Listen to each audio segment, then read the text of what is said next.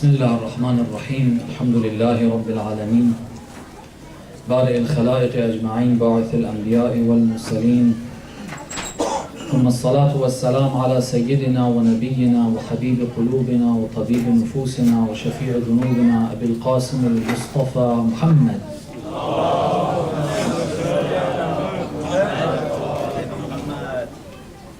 وعلى أهل بيته الطيبين الطاهرين المعصومين المكرمين المنتجبين لا سيما بقية الله في الأراضين روحي وأرواح العالمين لتراب مقدمه الفداء ولعنة الله على أعدائهم أجمعين إلى قيام يوم الدين. For the hastening and the return of our Imam, let's recite the salawat.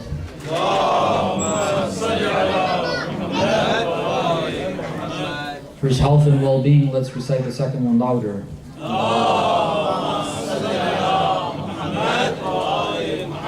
Inshallah, each and every one of us becomes a true and close companion of our beloved Imam. Let's recite the third one even louder.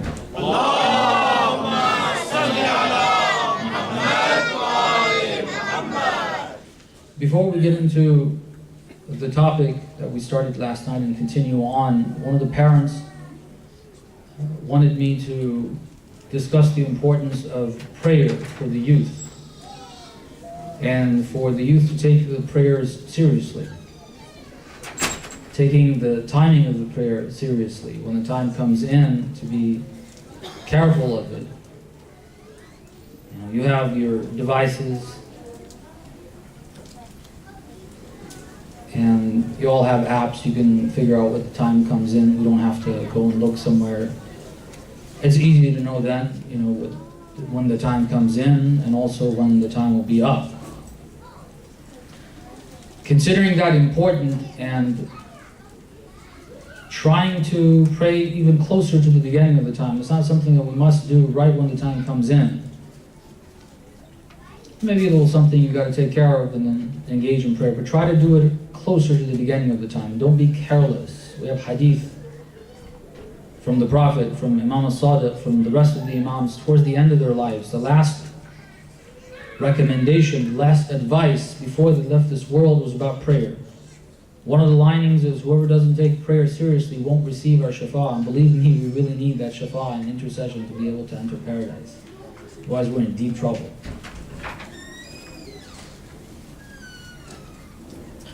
But in order to get us... So for the youth, it's important to practice that. And if you practice that and you continue that, try it for a little while. You'll see you get more connected with prayer. And you start feeling more what it's like. And of course, in the earlier stages, what Shaitan is going to try to do is not to allow you to have that experience. So right from the get-go, there'll be plenty of excuses to try to stop you from doing that. Plenty of things that you start liking and thoughts and remembering, oh, I got this to do, well, let me do this and then I'll pray. The game is coming up, or my friend is calling, or whatever. Try it. Try to be a little more careful with that, and then gradually, over time, it'll take a little bit of time, and Allah subhanahu wa ta'ala will allow you to taste and to feel. But there's something in this prayer that none of those other activities, being with friends, enjoying a game, watching something, none of those are going to give you that satisfaction. None of them. The more you continue this, there's a line from Ayatollah Bahjat, may Allah bless his soul. There's plenty of ahadith and stuff, but this is something that, an experience, right? Sometimes we need to hear this to know that it's not only the ma'sumeen. Sometimes when we talk about Amir al-Mu'mineen, they say when he prayed that they took out an arrow. Imam Mujtaba told them, you want to take it out, wait for him to start prayer. When he starts praying, then you can take it out. Outside of prayer, it's very painful, difficult, and so on and so forth. When he's praying, he's not going to notice it. That's how connected he was. We hear that about Ali ibn Abi Talib. Oh, that's Amir al-Mu'mineen. I can't be like Ali. That's just something to say to feel good about it, which is not, of course, unfortunately. That's very unfortunate for us to think of things in that way.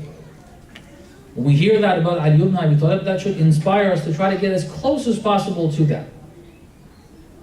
But sometimes we need to hear it from non-ma'soons. Ayatollah Bahjat, this is why we're quoting him. He said, if people knew, kings, I've said this numerous times, it's good to remind ourselves of this. So if kings who have access to a lot more than the wealthiest people have had, if they would feel what it feels like to speak to God in 2 rak'ah of prayer, just 2 rak'ah, not 5 times a day, just one set of 2 rak'ah. If they would feel what it's like to speak to God in 2 rak'ah of prayer, they would leave everything just for 2 rak'ah, not 5 times a day, just for 2 rak'ah. We've got to keep doing it, and then we'll start seeing what that means. Allah subhanahu wa ta'ala is not going to give it to us as soon as we start. Okay, you got to make a few sacrifices. He'll give you a little touch. Then He'll take it away from you and see if you're still going to come. Did you pray because you wanted to feel good? Did you want to pray because God said to pray? If you do it for God, He'll give you even more. Start realizing you're not doing it for that feeling. You're doing it for Allah subhanahu wa ta'ala. Obedience. وَمَا خَلَقْتُ الْجِنَّ وَالْإِنسَ إِلَّا لِيَعْبُدُونَ. Inshallah, we all consider that important. It's not the youth. For the youth, what I would say, the reason why I said it, sometimes it's said in this way, and I don't like to mention it because it seems like, parents are having a tough time getting the youth to pray, and they need to mention it, as many have said, 1,000 times before the child gets up to pray. But that's not the reason why I'm saying it. It's not important, it's your choice. You get to pray or not to pray. You will make that choice. But know, if you choose what you're going to get, and if you choose not to, what you're going to get. Understand that. And also know this, that this is a golden age that you're in. Whatever our parents went through, it's a different thing. But I know a lot of people that didn't go through that period of life with that connection with Allah subhanahu wa ta'ala that a young person could have. This ayat al-bahjat that everybody speaks so highly of. The reason why he turned so good is because he started at that age. He started at a very young age. No one can replace the time that you have right now. Sometimes you may feel like people look down upon you, you feel young and they don't take you serious. Don't let that worry you at all. Okay? Don't let that get to you. Don't let that make you feel like you're nothing or you can't do anything. Actually, that's something that nobody has. You have it. You have another 10, 15 years of it. If you're around 15 or a little younger, you understand this. That period of time cannot be replaced. Take it seriously. Make sure you understand why you spend your time on what you spend your time on. Recite a salawat, please.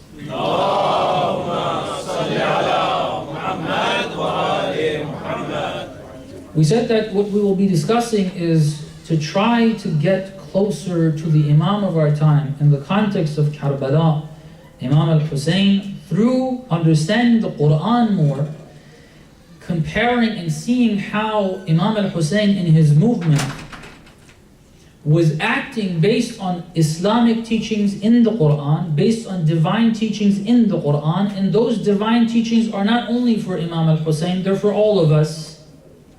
We have to learn from that. And if today, as we have distanced ourselves, the Muslim community is very, very far away from Quranic teachings. Extremely distanced. If we were to discuss the details of that, bring example after example after example of the Quran, all of us would look at ourselves and wonder why we even call ourselves Muslim. Why do we consider the Quran to be our book? And you'll start blaming us for not bringing this and reminding and getting us closer. We want to use the Quran, Quranic teachings, Quranic principles, verses of the Quran. After encouraging last night, and I'll continue, look, you need to read it. You're not supposed to wait for me to tell you what the Quran says. God has spoken to you, each and every one of you, through the Quran. Every single one. I mentioned the verse. I didn't do, obviously I can never do justice to any of the verses of the Quran, but there's a piece in there, the verse in Surah Al-Ma'idah, it says, يَهْدِي بِهِ اللَّهُ مَنِ اتَّبَعَ رِضْوَانَهُ سُبُلَ السَّلَامِ. God, through the Quran, will guide you to the safe paths, the safe ways. Right? It's guidance. But the part that I want to emphasize on, which is related to the fact that I said each of you, each of us, I need to do this for myself, each of you needs to do it for yourself. Go to the Quran. You want to check tafsir, fine, check tafsir, good. But don't think that's it. Go to the Quran itself. You want to check the translation, fine. Try to get more equipped. Go to the Quran itself, the Arabic. The Quran is the Arabic. The translations are not the Quran. The verse says, يَهْدِي بِهِ اللَّهُ مَنِ اتَّبَعَ رِضْوَانَهُ سُبُلَ السَّلَامِ. Subul, it's plural. We know there's one sirat. There's one path that gets us to prosperity. اهدنا الصراط المستقيم. In the same verse at the end, God says, وَيَهْدِيهِمْ صِرَاطًا مُسْتَقِيمًا. Right? But here it says, يَهْدِي بِهِ مَنِ اتَّبَعَ يَهْدِي بِهِ اللَّهُ مَنِ اتَّبَعَ رِضْوَانَهُ سُبُلَ السَّلَامِ. It's plural. Allama Tabatabai has a good explanation. It makes sense. And when you refer to the Quran, when you find subul, always remember this. Why is subul plural? Every time you mention in the Quran subul, وَالَّذِينَ جَاهَدُوا فِينَا لَنَهْدِيَنَّهُمْ سُبُلَنَا. It's plural. Why? He has a good explanation. The path, that straight path according to numerous verses is ibadah. وَأَنِ اعْبُدُونِي Surah Yasin, right? Surah Yasin, most of us are familiar with. وَأَنِ اعْبُدُونِي هَذَا صِرَاطٌ مُسْتَقِيمٌ. Ibadah. Whatever God says. Whatever He says. That combines all the subul, all the different ways, but how you are going to be serving Allah subhanahu wa ta'ala. Your ibadah in your circumstances is going to be different than my ibadah in my situation. What Ibrahim did to serve Allah is not what Musa did to serve Allah subhanahu wa ta'ala. Isn't that clear? Ibrahim had to do one set of things. That was his ibadah. He was supposed to listen to what God told him. God told him, look, you're going to do this. Leave Egypt now. In Madain, all right, for 8 to 10 years. Be a shepherd. Now on the way back, you see the fire, come to it. Speak, Inni ana Allah, fakhla'na alayk, and all of the other. This is what you need to go to Pharaoh, speak to him in this way. Throw your cane, that's his ibadah. God said, throw your cane, he throws his cane. Did God tell Ibrahim to throw his cane? No. His staff, whatever? No. He told Musa. Did he tell Musa, I want you to raise the dead? No, he told Jesus that. Jesus, you go to them and you do this. Each of them is different.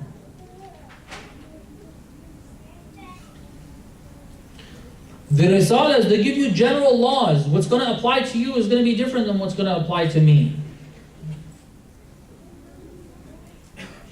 You may have an understanding of something, I may have a different understanding of it.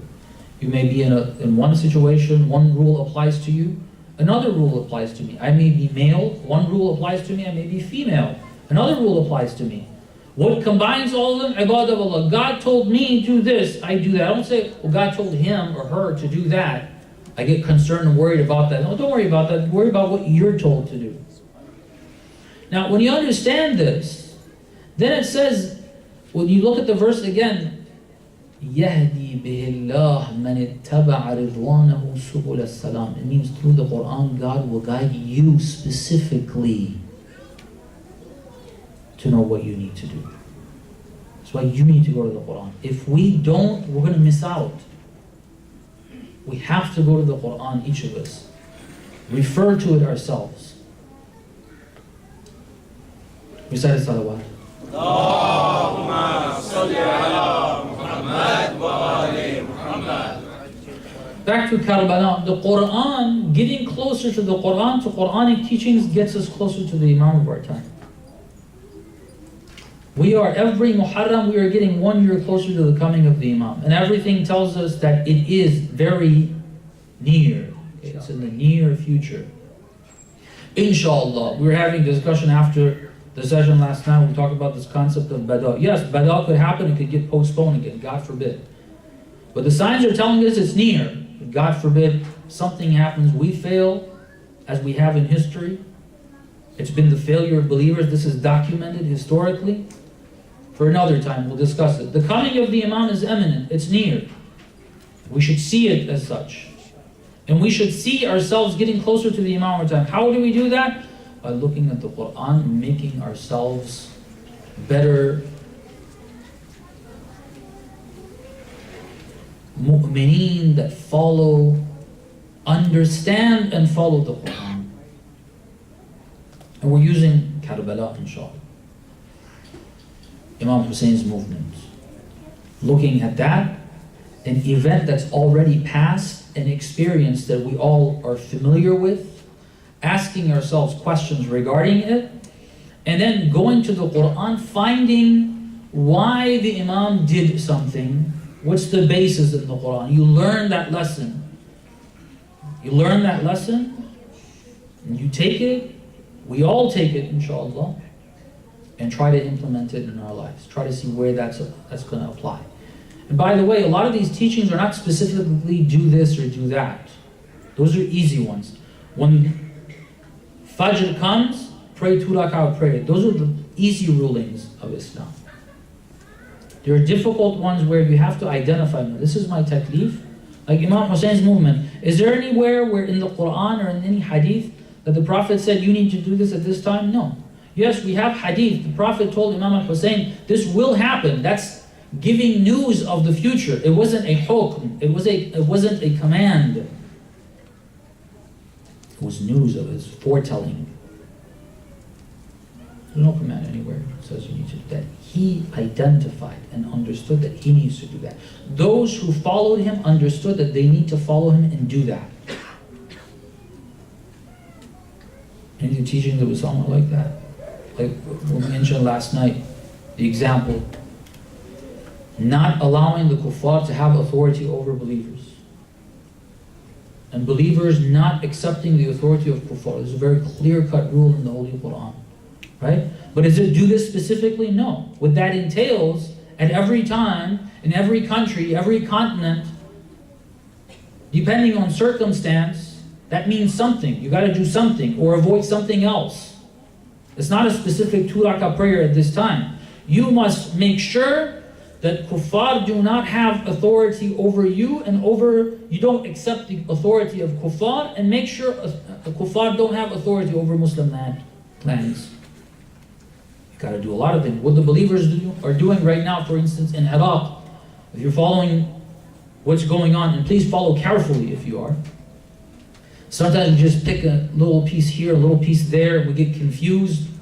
And I was hearing a lot of confused stories. Some of the brothers were telling me of how confused people are in understanding the situation.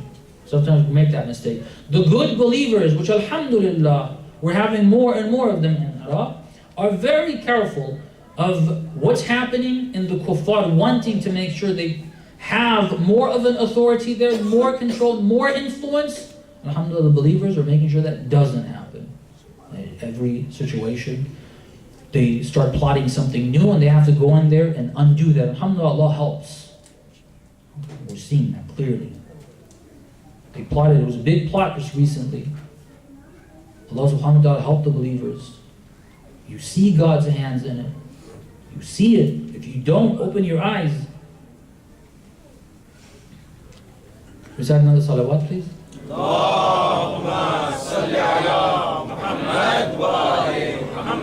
So what we want to talk about tonight is understanding why Imam al-Hussein decided to do what he did in reference from the Quran. I'll explain more of what I mean by that. Why did Imam Hussein decide to go and get killed? Let's word it like that, very bluntly, okay? Putting aside all formalities. Imam al-Hussein went there, and he knew he's going to get killed. He knew his children are going to get killed. He knew his companions are going to get killed.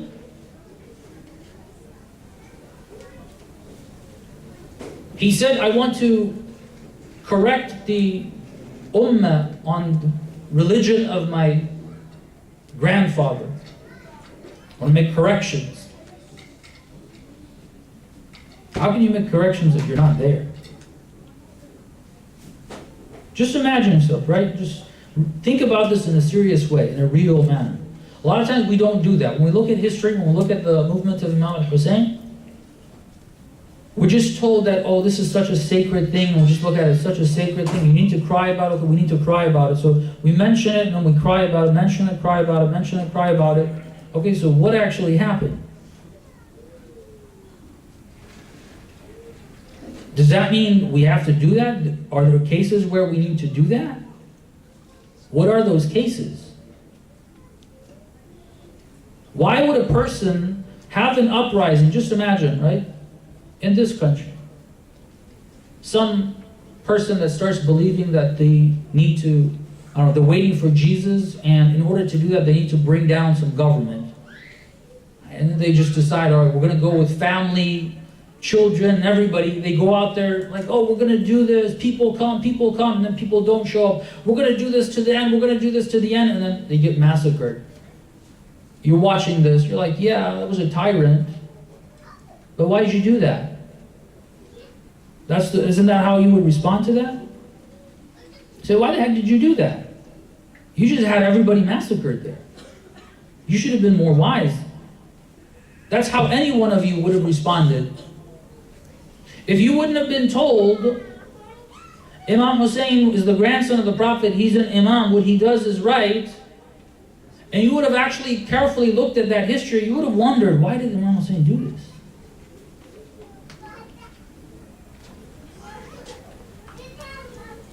Think about it in a realistic way. Let's go over just some small little notes about that history, reminders, so we can fully understand some of the historic facts that we have, and then think for ourselves.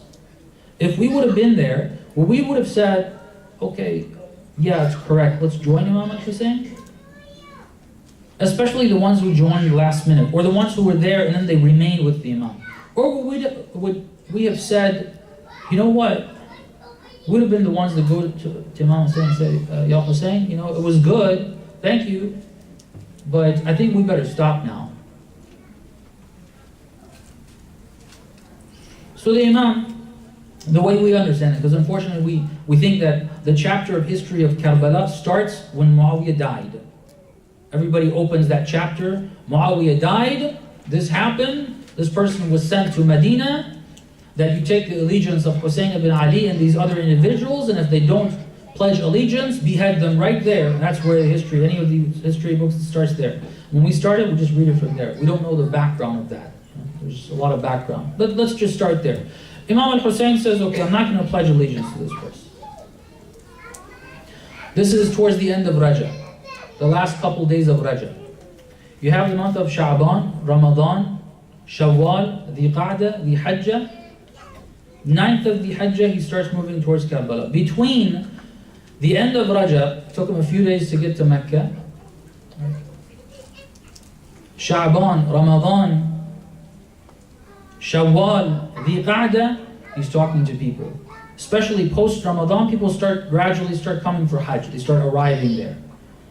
So as they gather there, people gather there, he starts speaking to them. He gathers people. He starts speaking to them. He explains the situation. Do you know who Yazid is? What was the Prophet all about? What was government all about? Don't you see what's happening? Fiery talks, informative talks, talking to the heads of tribes, talking to the companions of the Prophet that are alive. Talk. 9th of the Hajj comes. He realizes Yazid is going to have him killed there. He leaves Mecca. How many people have joined him? He says we're going against Yazid. We can't have Yazid as our ruler. That means we're going to remove him. Yazid, the ruler, was now just started after Muawiyah ruling over the whole Muslim empire. We need to go against him. How many people do you need to have to go against this? So let's say, okay, Imam Hussein had that hope. He talked to them and talked to them and talked to people. Very few joined, companions of the Prophet didn't come. People who knew he was right didn't come. They said, yeah, all of them said the same thing. They said, you're right, but we can't do it. Can't be done. All you're going to do is, you're going to get killed. Everybody told him that. It wasn't some unseen or unknown knowledge of the unseen, some prophetic. It didn't require that at that point. It was clear. Everyone said that. It's a good cause. We're with you, but it's not going to be effective. It won't be effective. Think about this. It won't be effective. What's the effect? What's the desired effect? You're saying Yazid is this, that, the other. The nation of the Prophet has gotten involved with corruption. It needs to be corrected. We need to stand for this. Isn't that the desired effect? Yeah, but what you're doing, the only thing that will happen is you're going to get killed. That's what they told. If people would have gathered, if they would have supported, more and more people came, everybody, let's say everybody that came to Hajj joined Imam al-Hussein, maybe something else would have happened. Or when Imam al-Hussein moved towards Kufa, that was carefully planned. I'll just briefly put this in there. The plan to go to Kufa after the death of Muawiyah and to start something against Yazid was not something that started after Imam Hussein left Medina and said, we're not going to pledge allegiance. And then people of Kufa started writing letters to Imam Hussein. That plan did not start there. The people of Kufa did not decide to write their letters to Imam al-Hussein on their own. That was a plan that Imam al-Hussein and prior to him Imam al-Hasan, salamullah alayhima, they planned this. Right when they signed the treaty with Muawiyah, they planned it. And they didn't just plan it in their minds, they planned it by talking to people. The people that gathered together and said, we need to write letters, they had been in touch with the Imams, they had been trained by the Imams, they knew of the plan. The stronghold of the Ahlul Bayt was Kufa. Shouldn't be misunderstood.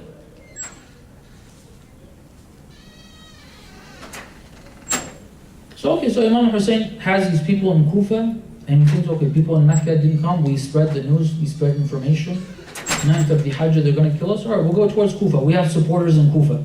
He sent Muslim ibn Aqil. From beforehand, he had sent him. Go check out what's going on. 18,000 people pledged allegiance. That's a pretty large number. And so Imam Hussein is coming, so alhamdulillah, that's going to happen. But eventually, as he's moving towards there, a Muslim gets killed.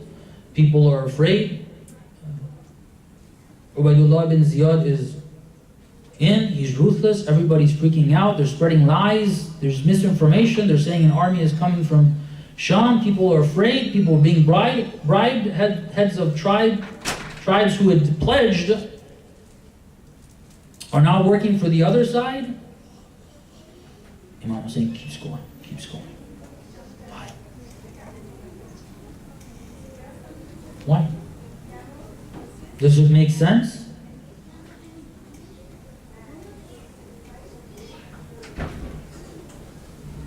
Say salawat, please.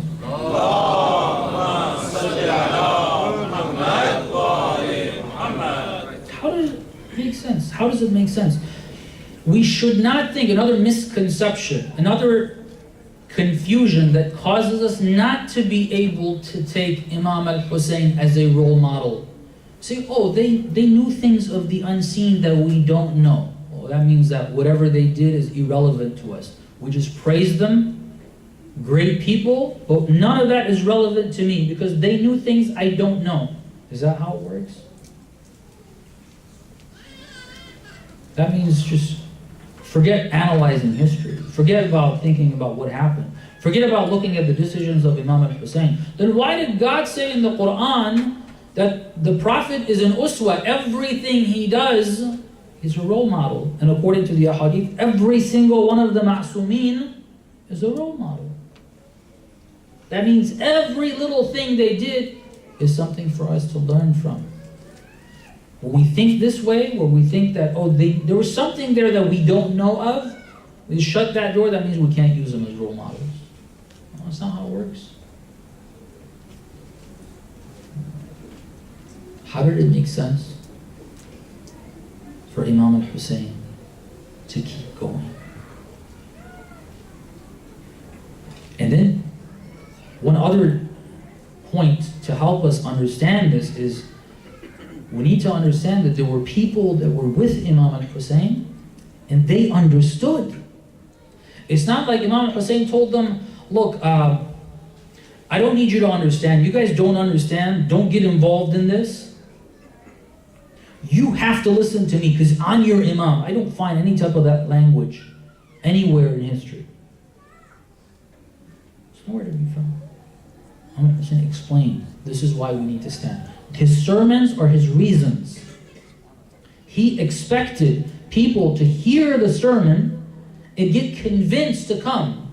And if they didn't, it's because not that the sermons were not clear, but there were motives that prevented them from either wanting to choose to do what they realized is correct, or that they were so far out there that they couldn't even see what is correct. He mentioned both of those, Imam al-Hussein. In one line he says, مُلِئَتْ بُطُونُكُم مِّنَ الْحَرَامِ. The army that came to fight him. So your stomachs are filled with haram. You don't want to listen to the truth. You don't want to hear the truth. You're not looking for the truth anymore. Those are the people that are way out there. And for some people, no, they didn't understand. It was correct. The companions of the Prophet that were there, they weren't way out there. No, they saw, they realized, they heard. The love of the dunya.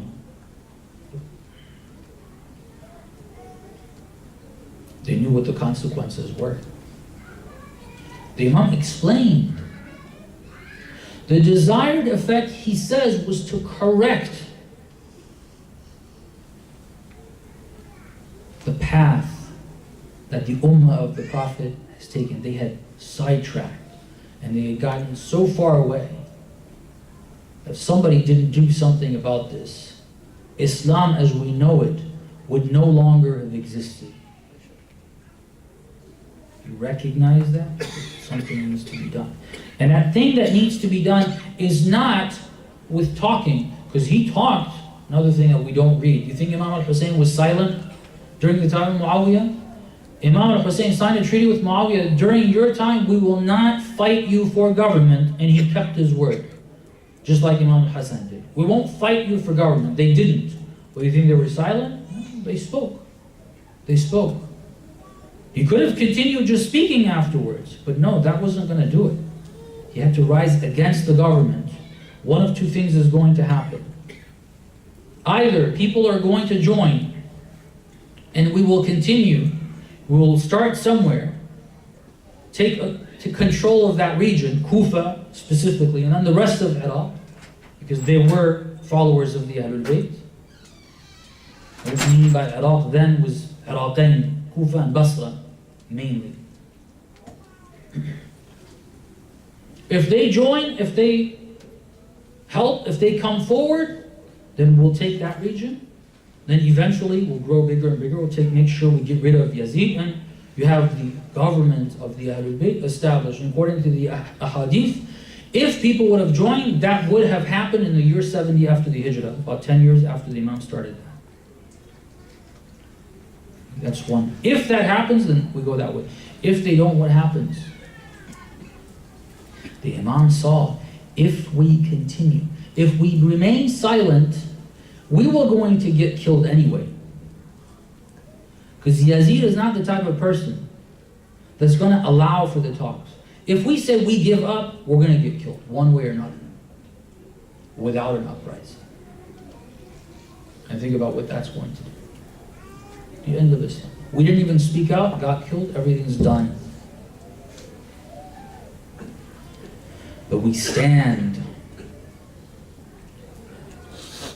We stand. And we say, no, this is wrong. We are not willing to give in. We will fight. Okay, so you fight and then you get killed. Then what happens? It's the end of you. Here's where the Quranic teaching comes in. Here's where when we think in that way, that language, you're dead, it's over, that's material mindset. That's not divine.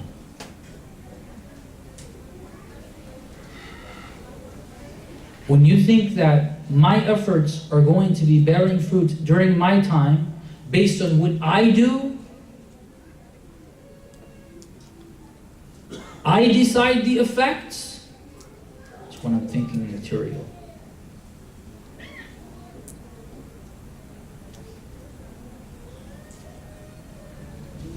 God tells us otherwise. God tells us, you do what you need to do. And the effect of what you need to do, if you do it right, I will make sure your work is effective. This is a teaching of the Quran. Right? This is the focal point here tonight. God says, I will make sure your efforts will bear fruits. I will guarantee it, not you. I will. You do your thing. Whether you are alive or not, I will make it happen. Okay? Hussein, you're going to get killed. What happens? Not worried. God is there. I know that if I remain silent, I'm going to get killed a different way, and it's not going to have the effect. We have got to fight this.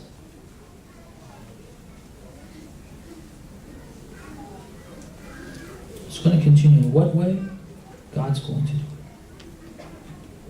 And Lady Zainab, Imam Zainab, they continued that. The rest of the Imams, they continued that. Their students continued that. The ulama that were trained during the lifetime of the Ahlul Bayt and during the minor occultation continued that. In the major occultation, the greater occultation, the time we live in, over 1100 years, the believers led by the ulama have continued that. It's the effect of the work of Imam al-Hussein that you're sitting here with your beliefs, all different colors and languages and backgrounds. Don't you see God made his effort have the effect, the desired effect? But then, that's the thing. We want to see our work. It's a desire. We want to be alive. We don't want to lose. All these are things that are underlying tones. They're there as motives, and we can't really pinpoint them. This is the Quranic teaching. Let me read you a couple of verses. Say salawat, please. Allahumma salli ala Muhammad wa ali Muhammad. Another one for the love of Zahra, salamullahi alayha. Allahumma salli ala Muhammad wa ali Muhammad. I'll start with a verse that may seem to you and I as something that is completely irrelevant. I'll read it, see if you think it's relevant, then we'll see if it is relevant or not. There's plenty of verses. I said these are concepts that the Quran keeps mentioning in different ways. This is Surah Al-Hadid, verse 21. أعوذ بالله من الشيطان الرجيم. سابقوا إلى مغفرة من ربكم وجنة عرضها كعرض السماء والأرض أعدت للذين آمنوا بالله ورسله ذلك فضل الله يؤتيه من يشاء والله ذو الفضل العظيم. Those who understood, alhamdulillah. For those who didn't, race each other, compete with each other. سابقوا إلى مغفرة, to receive maghfirah. God making up for your shortcomings. That's what maghfirah means. Removing your shortcomings, whatever our deficiencies are, which we are very, very deficient. Allah subhanahu wa ta'ala making up for them, completed them, making us efficient in so many different ways. مغفرة من ربكم, that efficiency comes from the Lord. سابقوا, try to compete with each other in that area. And that's a very selfless competition. You won't be competing and saying, oh, you did that, I'm going to do this in a selfish way. No, you're going to, because if you do that, that means you're going the wrong direction. You can't join that competition. If you keep looking at the other person, thinking, I'm going to do this, now watch this. Watch this. That's not سابقوا إلى مغفرة من ربكم. That's سابقوا إلى النفس الأمارة.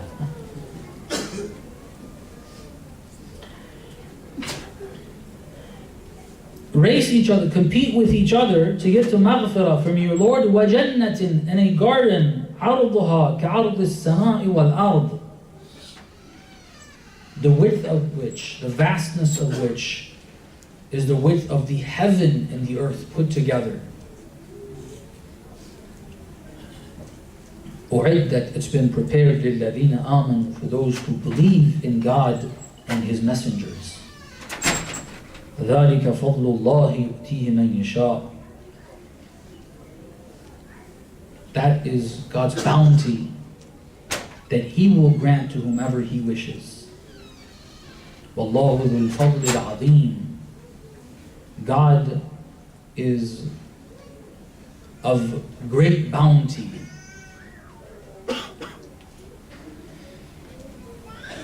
Maybe think, okay, so what is this? How is this? How is this relevant? Think about it, right? Think about it for a little bit. How is this relevant? This is talking about paradise. We're talking about the effect of your actions here. Is this relevant? Absolutely. Absolutely. Why? Because we've got to correct our vision of this material realm a little bit. Correct our vision of this life, and we'll see how it's relevant.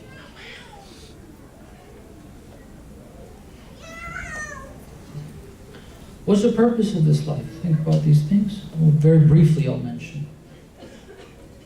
If you think of this realm as disconnected from the hereafter, if you think that you're making these corrections here, and that's one thing, and the hereafter is a different thing, you start thinking, okay, man, when you're talking about the effect of the action here, he wanted to correct something here, and then the verse is talking about, okay, compete with each other to get to divine mercy and hereafter, paradise. Well, that's a different thing, isn't it? No. God says, look way ahead of you in the future. All these steps are getting you to there.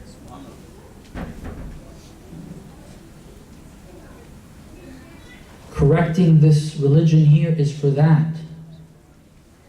You're gradually making your way to that as individuals, as the human race. The other Quranic teaching about that is everything in this, or everything in the hereafter, is a reflection of what you have here. So a very, very important part of it is actually this. God keeps reminding us of what is ahead of you, what's after death.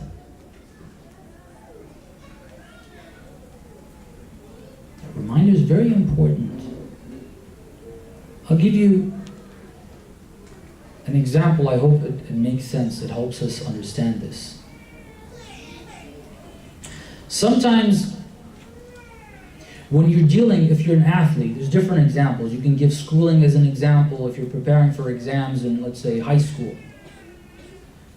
And then your parents keep telling you, look, if you get your degree, your master's, your PhD, you're going to get this, you're going to get that. You need to do this here to get to that. Okay? You keep reminded, that's what you're looking, that's your goal in 5, 10, or whatever number of years. People go through medical school, right? Their parents or their father or one of their parents is a physician. They've gone through it and keep encouraging, look, do this well this way.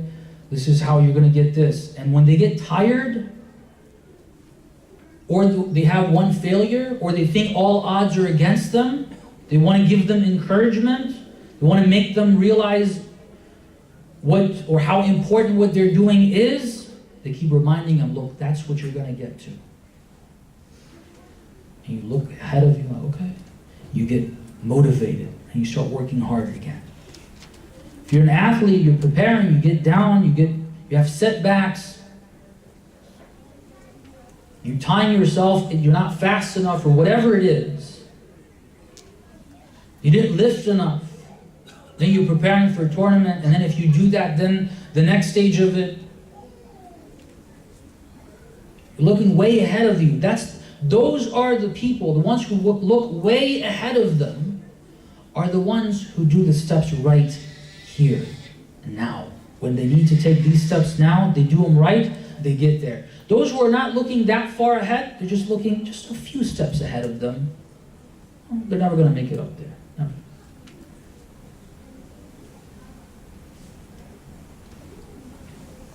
This is why on the night of Ashura, the people who had stayed with Imam Hussein showed them, look, this is what you're going to get to. In Ashura, the night of Ashura, Imam Hussein told them, right? Tomorrow, there's nothing but death.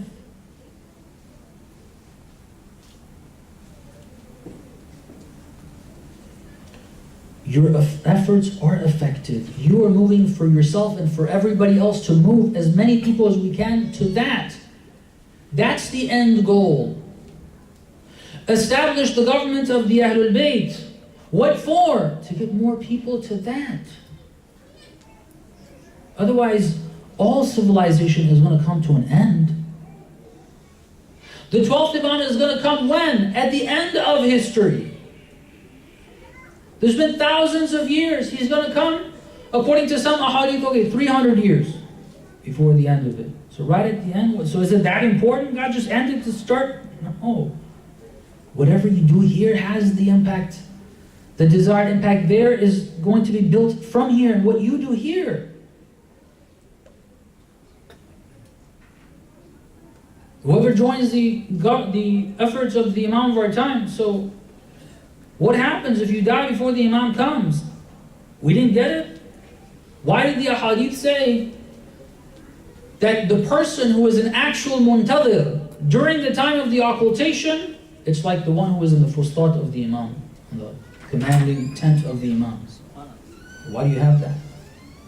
You're doing your thing, even if you don't. You have great people who served the Imam, but they passed away 500 years ago. They didn't live to see the 12th Imam and his coming. Their efforts are effective. It builds towards that. What were they trying to do? What would the ones who were going to be with the Imam, what are they doing all of that for? It's going to come to an end anyway. What is it for? For the hereafter. Build the dunya for the hereafter. Not the dunya for the dunya. We think of the dunya for the dunya, a completely separate thing, two separate things. That's why you say, well, when you talk about the hereafter, it has nothing to do with this. No, that's not how it works. It's another area that we have moved away from the Quran. So every time you read the verses of the Quran that talk about the hereafter and remind you, look, this is there, that's there. Look at Surah Ad-Dahr, or Al-Insan, or Hal-Ata, whichever name you go by. It's about the Ahlul Bayt, right? يوفون بالنذر ويخافون يوما كان شره مستطيرا ويطعمون الطعام على حبه مسكينا ويتيما وأسيرا إنما نطعمكم لوجه الله لا نريد منكم جزاء ولا شكورا إنا نخاف من ربنا يوما عبوسا قمطريرا فوقاهم الله شر ذلك اليوم ولقاهم نضرة وسرورا. Talks about a great sacrifice they made, right? It was a nadr. They were fasting, and people came and asked them. They weren't looking for any type of recognition, any sort of it. لا نريد منكم جزاء ولا شكورا means that we don't even want recognition.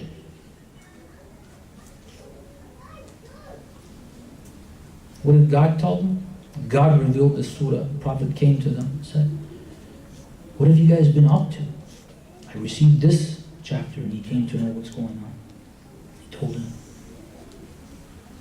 all of what's there, it's all descriptions of paradise. وَجَزَاهُمْ بِمَا صَبَرُوا جَنَّةً وَحَرِيرًا. The garden, why are those descriptions there? It's a sacrifice they made here. The result of this, and everything you do hereafter, there's always a connection. When you're going through your hardships, keep reminding yourself, all of this is for that. You got the example of the athlete or studying and what have you. These different examples, keep reminding yourself. That's why God has mentioned these. But there's another verse. There's another verse. Other verse says, plenty of them which say, for example, in Surah Yusuf, Prophet Yusuf was patient. His brothers mistreated him as a child. God told him then, there will come a time you will remind them of this. Don't worry. He's a child. He went, it just got more difficult. He was taken as a slave to Egypt, bought as a slave. You know how humiliating that is? A prophet of God, he was already a prophet. He's taken as a slave. Then he works for years as a slave. Then when he reaches an age where he's attractive, the plots of the wife of the Aziz to try to get him to give in. He says, how can I? Allah subhanahu wa ta'ala doesn't like this. He's observing. I will never give in to this. You're a slave. We'll imprison you. قال رب السجن أحب إلي. Prison is more beloved to me than what they're calling me to. God saved. He was imprisoned. He was imprisoned, convicted of an ugly deed that he himself despised. But he was convicted of that and then put in prison. How humiliating is that? But he was patient. And more patient. Eventually, then God got him out of prison. He became the number one person, so much respect. His parents came, his brothers asked for forgiveness. God says in that chapter, وَمَنْ يَتَّقِ وَيَصْبِرْ فَإِنَّ اللَّهَ لَا يُضِيعُ أَجْرَ الْمُحْسِنِينَ. If you're patient and you do what He says, taqwa, God will not let your actions go in vain. Right here in this world. The first verse was about the hereafter. Right here in this world.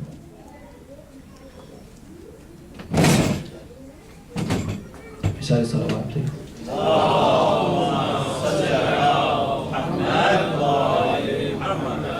In another chapter, search this word, وَلَنْ يَتِرَكُمْ أَعْمَالَكُمْ. Allah subhanahu wa ta'ala tells the believers. There's a couple of verses talking about the disbelievers and the believers. The believers were struggling. The disbelievers, at the time of the Prophet, outnumbered them, plot after plot. And they're struggling. It's difficult. You get through one hurdle, then the next comes up, then the next, then the next.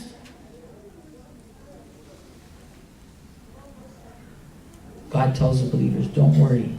I will make sure the efforts of the kuffar is not fruitful.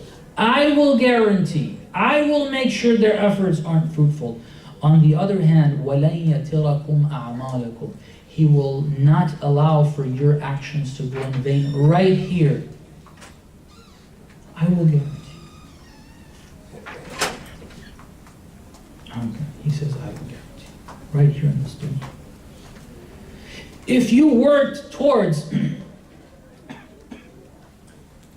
correcting a wrong,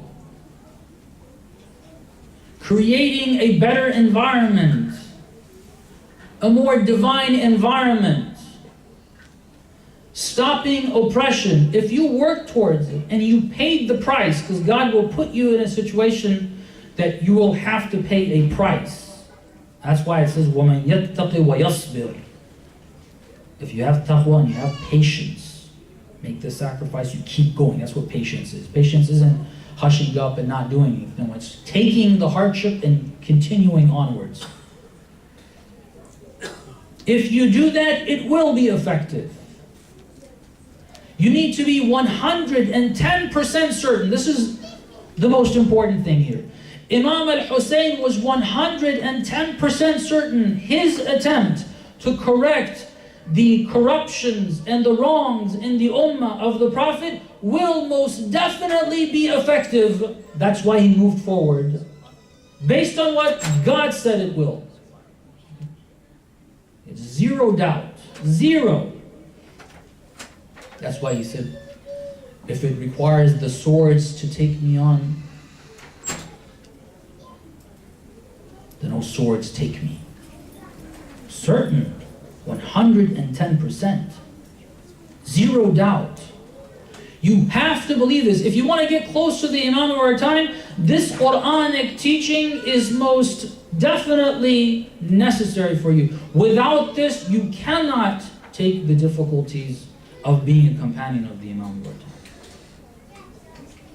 Because you may come to a point where, I got to continue this, I'm going to lose my life. It doesn't matter. Because this will feed the movement, as every shaheed that fell in this cause has watered the movement, and the movement has grown stronger and stronger. And the more shuhada we have had, it's become stronger and stronger and stronger. We went for an Arba'een walk, inshallah. We all get tawfiq to go this year. I really pray for me. I really want to go again. It's an amazing experience. I was telling the brothers there, I said, look, if you're here, 26 million people here, it's because of the sacrifice of the shuhada. Understand it. Daesh was still there. The year I went, when we went to Samarra, you could hear explosions. The believers made sure this path is clear. How do they make sure? They knew they may lose their lives. Okay, doesn't matter. This will succeed, and we saw the success. They got rid of Daesh. The US said, oh, we can't do it. Believers will say, we can do it. God will make it happen. And it happens. Blood of the shuhada. You need to know 110% your efforts will be effective. Whether you're there or not. This is a great teaching of the Quran. Imam showed us that in Karbala. We really need this. Unfortunately, that's not there. Every time when we look at material, like we do the math on material, like this is supposed to make it work, and it's not there, it's not going to work, so let's stop. No, it's a must. God says, I will make it happen. Keep going. Keep going. We ask Allah subhanahu wa ta'ala to help us understand these. We're so far away from them, even digesting what that means sometimes is difficult. We ask Allah subhanahu wa ta'ala by the right of Zahra, salamullahi alayha,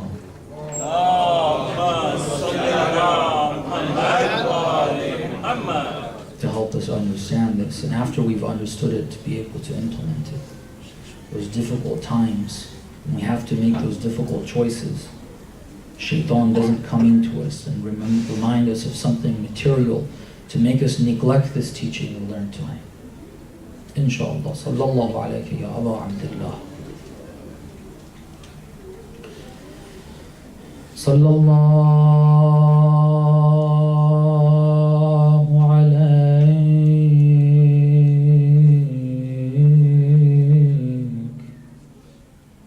ya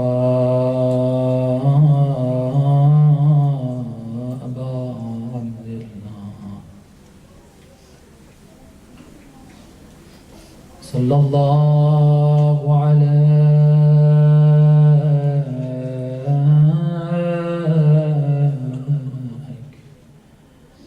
ya mazlum.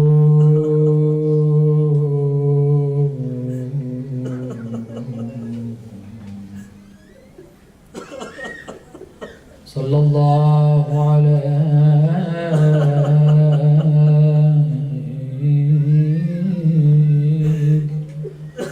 أيها الشهيد بكربلاء عطشانا. May Allah's peace and blessings be upon you, my beloved Imam al-Hussein,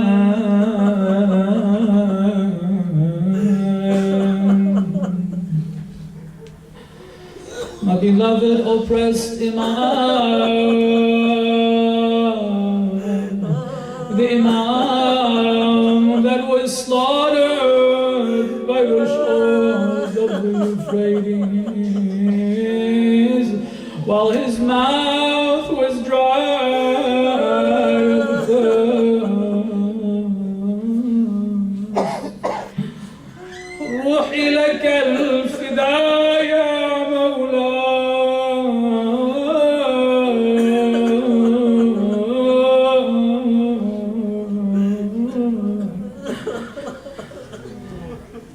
روحي لك الفداء بأبي أنت وأمي يا مولاي.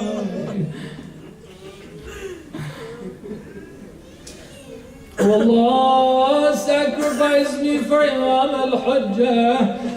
I wish I was in Karbala.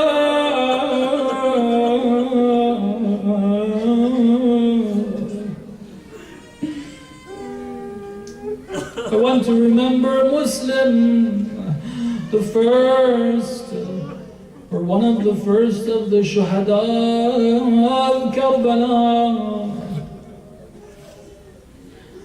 We all know the efforts of Muslim ibn Aqil. He went to Kufa to prepare the grounds for the coming of the Imam. After he thought things were settled, he sent a letter, Hussein, come, Kufa is ready for you. Then Ubaidullah bin Ziyad came. People one by one started leaving him. The last night he led the prayers in the masjid. Eventually, when he looked back after the prayers were over, a few souls remained with him. He took them in the streets of Kufa, trying to chant, see if he can get support again. Probably thinking, I sent a letter to Hussein. I want to make sure Kufa is following the Imam. I've got to change the tides. But they all left or they were taken. He fought a brave battle all alone. Allah gave him strength. He fought a great battle. Many people tried to take him. He got many of them down, but there were so many, with stones and arrows and whatever they had. This man fighting alone. They eventually took him to Darul Imara.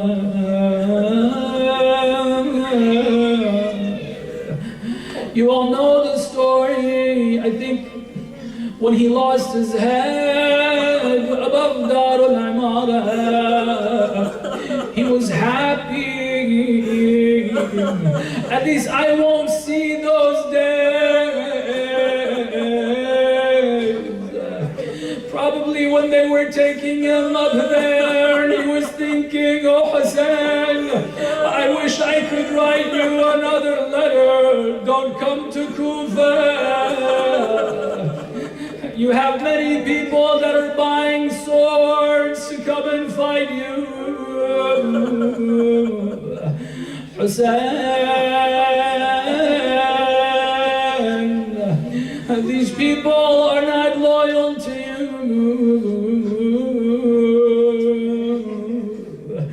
Oh Hussein, I see the day that they will not allow you to have water.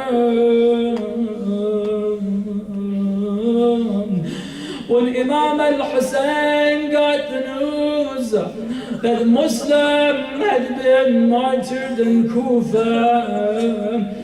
They say Imam al-Hussein called over the daughters of a Muslim, sat them on his lap, started to stroke their hair, probably kissing them, and they realized, if our uncle is treating us in this way, we've probably lost our father.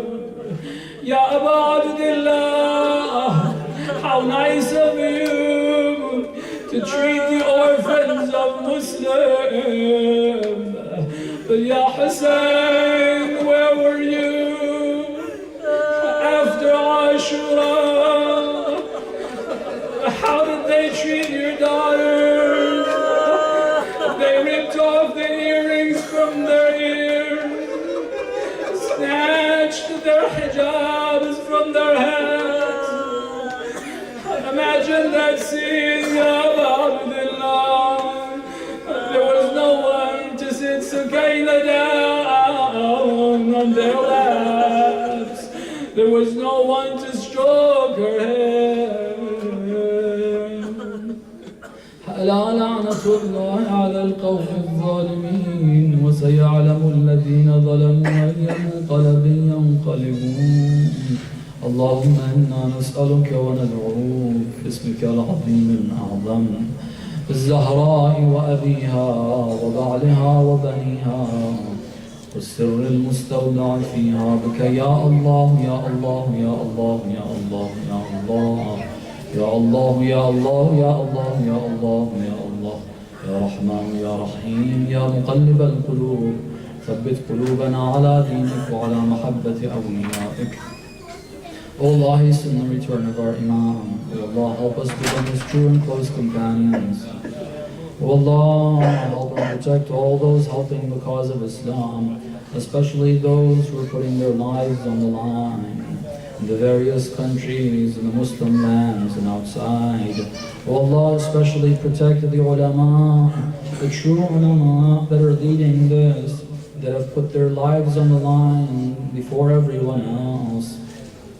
Especially our beloved leader, Ya Allah, forgive us all of our sins, forgive our parents and our grandparents, all believers, those who are alive, those who have left this world, Ya Allah. Cure all the ill from amongst us in this community and worldwide.